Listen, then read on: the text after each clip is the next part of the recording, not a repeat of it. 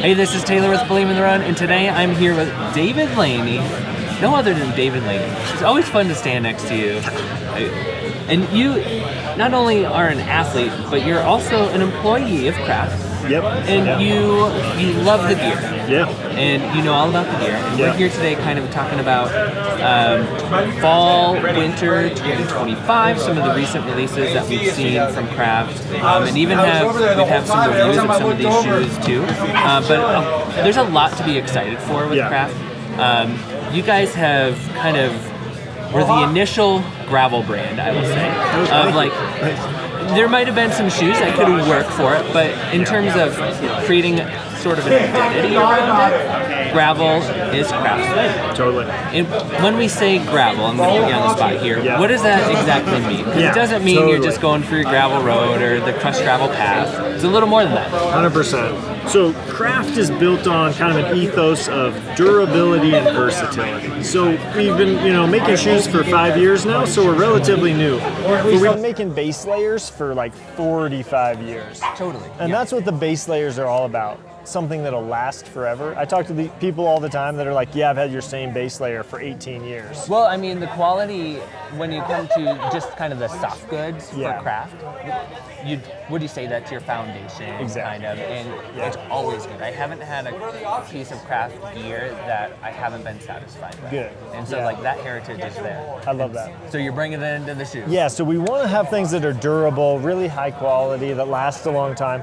We also want versatility. Sweden is kind of like this. It could be raining in 45, and then an hour later it could be 60 and sunny.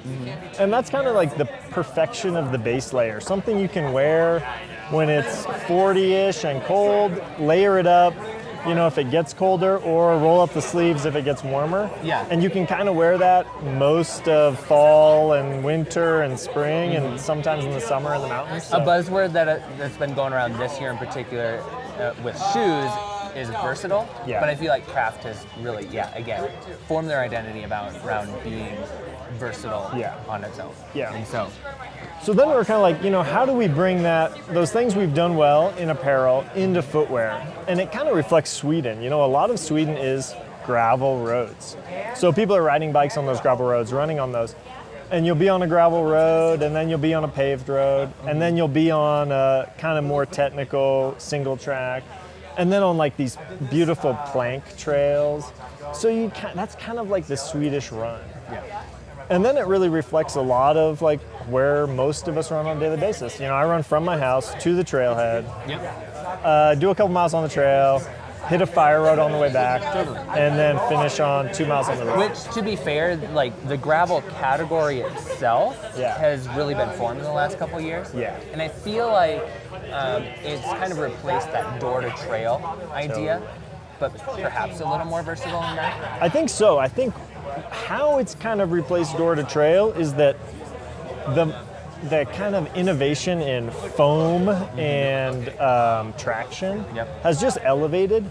So instead of just slapping a trail outsole on a road shoe, we've kind of elevated the whole door-to-trail or gravel experience, kind of in like the way gravel bikes have become these super bikes that are full carbon, that are almost just as fast on the road. You can rip a road ride on your gravel bike and you have a ton of fun. Yeah. I think that's kind of what you can do with these gravel shoes. They're really the best of both worlds. If we think of that spectrum, like here's road, here's trail, everything in between, this takes a huge, wide chunk out of that. Yeah. That's a great description. So let's walk through some of the offerings that you guys have for this coming season or that are out right now. Totally. We've been in a few of these, been really quite satisfied with these. Again, the idea of gravel is very evident in the experience of these shoes. So what does that look like for you guys? Yeah, so the Nordlite Ultra Pro is going to be one of our newest shoes this season. You're probably familiar with the Nordlite. It's been around for a while. The basic changes with the Nordlite Ultra Pro are an all-new upper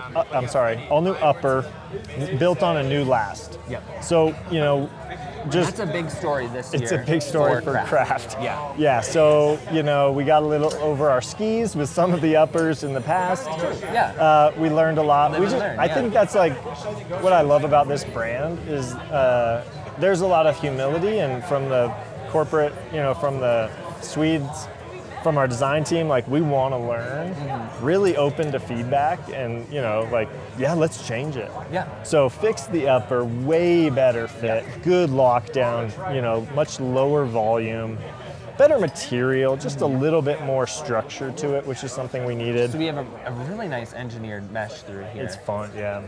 And what I've noticed is exactly what you've said, is that the fit overall is just better, more conducive to a lot of different terrain. Yeah. And these technical engineered meshes are so fun to be able to map around the foot so nicely. And your guys' new last, which for those of you that don't know what a last is, it's just what the mold, what the shoe is built around. And so having a good last is so important. And you guys have adjusted that across the board. Yeah. So all new last, all new upper materials. We did add a light heel counter. So there's just more structure, more stability in there, which allows you to take it on more versatile terrain, more technical stuff. On the midsole, we've had success with that nitrogen EVA. We added 15% PIBA to that, just to add a little more bounce, a little more soft, and a little more response. Yeah, and some of the best shoes in this past year have had that blended material. Yeah. So you don't have layers here. This is a blended foam, right? Yeah, it's a blended foam. 40 millimeters in the heel, 34 in the toe, so right in that 6 millimeter drop sweet spot. Pretty aggressive rocker, people really like that kind of the fluidity of that ride. It's pretty smooth. And then we're continuing our part. Yeah, I would like to say, totally. Just before we move on from the midsole, this is a slightly denser experience. Yeah. For those of you that like a slightly firm ride, or a shoe that breaks in over time. Like there's not many shoes out there, and this isn't a critique or a knock, but to have a break-in period is kind of rare these days. Yeah, totally. But in terms of durability and experience over time, I think that's something that this particular shoe has going for it. 100%. Sure. This is going to be much, it's still soft, but it's much firmer than the Xplor. This is going to be super plush and just sink into it. But this is just a little more stable. You just don't get that wobble kind of coming into more technical. So you can lean a little more technical with this. Totally. Great call out. And then continued our partnership with Vittoria, and this tread pattern's been really fun. It feels like a road shoe on the road, feels like a trail shoe on the trail. On mud I would probably go more Xplor. Yep. But on this California carpet on a day like this, it's going to be great. Yeah. This is the Brazzo tire. So basically ripped off straight off their Brazzo cycling tire. That's awesome. And it's a really fun these pattern. 3.5 millimeter lugs? Yeah. I think they're actually, they might be 3, but 3.5. Yeah. A really versatile lug depth. For sure. Yeah. So overall, it's a fun ride. You can kind of do a lot in it. For like a general mountain day, or if I'm doing like a hill workout on trail, this is my go-to, because you just get a lot of response out of that slightly firmer midsole. Do you know what this retails for? Yeah, $190. Okay. And $170. Great. Okay. Yeah, $190 for the Xplor Pro. So what's or Nordlite Ultra Pro? The Nordlite, and then you also have the Nordlite as well. And so that's true. The Nordlite 2. And what's the main differences between those? I know we don't have that here. Yeah, there's a upper, midsole, and outsole are all different. Yep. So the upper's on the Nordlite Ultra 2 is just gonna be a single layer engineered mesh. Yep. It is built on the new last, but it's a very minimal upper. So just less overlays, less structure in the heel counter. Yep. The foam is no PIBA. So it's just that super critical. Exactly, just EVA. that nitrogen EVA. And then it's a different outsole. It's just our, same outsole that was on the prior Nordlite Ultra. I would say it leans a little bit more road.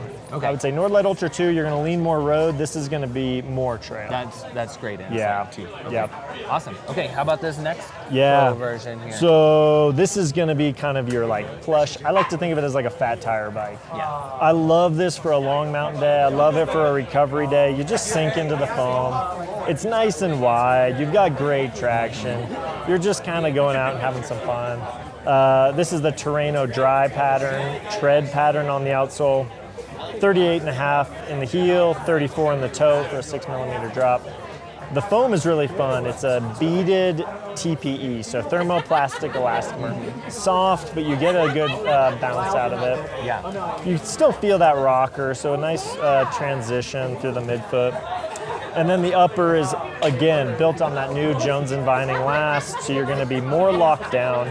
It's still pretty breathable. Yeah. A fun tongue, real soft and minimal, but still good structure. And then more structure, more padding in the heel counter. You know, we went a little minimal on the original Xplor, trying to make it lightweight. We found people just wanted comfort over lightweight. And to be fair, of like everything under your foot in the original Xplor is the same here, right? Yep, exactly. And that was amazing. Yeah. Like that was an amazing experience. You have stability, you have some energy return, you have that plush cushion. A gravel or a fat tire bike, exactly what you're saying. It has all that, but to be able to stay on top of that, you just needed a new upper. And like really, really that's all that needed to be changed in our opinion. Yeah. And it's exciting to have it. I mean, just for full transparency, we sat down, had a meeting, read your guys' review. Okay. Because other people had said the same thing, but yours was very well written. And we're like, yeah, let's just do exactly that. Fix the upper, make it locked down, make you harnessed into this rocket ship so that it's way more fun.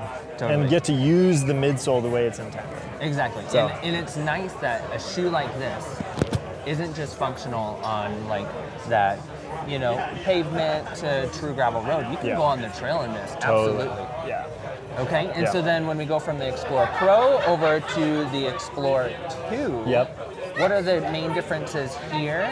And then I'm sure there's a price point change and some materials change. Yeah, $170 for the Pro, $150 for the Xplor 2. Midsole and outsole are identical. Yep. So it's just an upper change. And honestly, they're both really great. This is going to have a little bit more TPU. It's a blended yarn that's just really structured. More technical. And, exactly. Structured. And more durable. This yarn lasts forever. This is going to be a nice, durable, lightweight upper. But it's just not quite as techy as the Xplor Pro.